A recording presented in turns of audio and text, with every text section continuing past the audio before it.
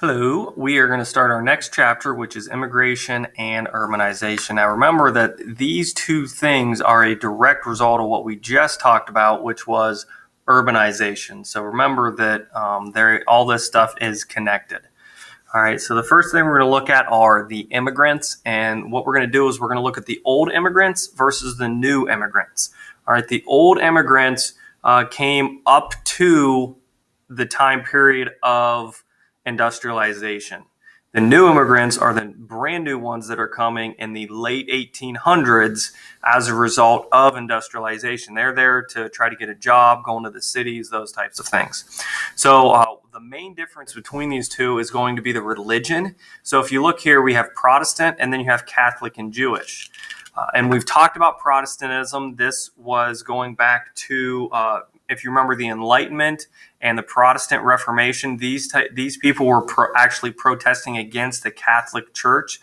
Catholicism and Judaism are very similar religions, and the way that they believe in and the way that they actually look at structure and authority and those types of things. Where Protestantism is a little bit different. So we're going to see that theme throughout where they're not going to like the people in the United States aren't going to like people, the new immigrants, based on their religion. The next is the birthplace, and this goes into effect where people in the United States are just racist about how people look.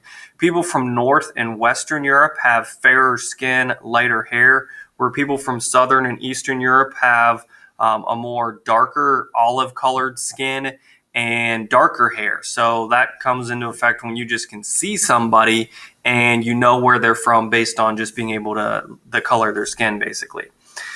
The reasons people are leaving, they're both escaping poverty, religious and political persecution. Religious persecutions, you have Jews leaving due to pogroms that we've talked about back during the Russian Revolution. That was organized violence against Jews, if you remember that. And then political persecution is you want political freedoms. Their destination, the old immigrants went to the Midwest. If you guys remember, the Midwest was getting opened up to people as we headed west. That would have been the early to mid 1800s. And then the new immigrants are heading to the Northeast into those cities like Pittsburgh, New York, Philadelphia, Cleveland, things like that. The occupation of the old immigrants, they were farmers in the Midwest, obviously, and then the new immigrants worked in factories and they were unskilled laborers. All right.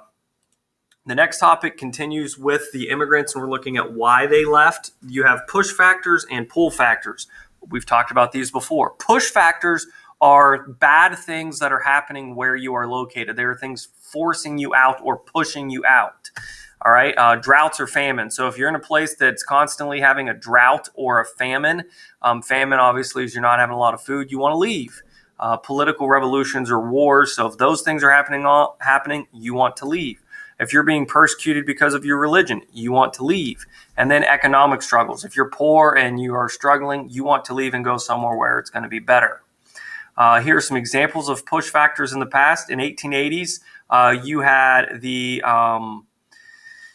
you had difficult times for farmers, so you had a famine in Mexico, Poland, and China. You had people coming into the United States. In the 1840s, we had political revolutions and wars in Eastern Europe and China. In the 1840s, we also had the potato blight that caused people from Ireland to come over.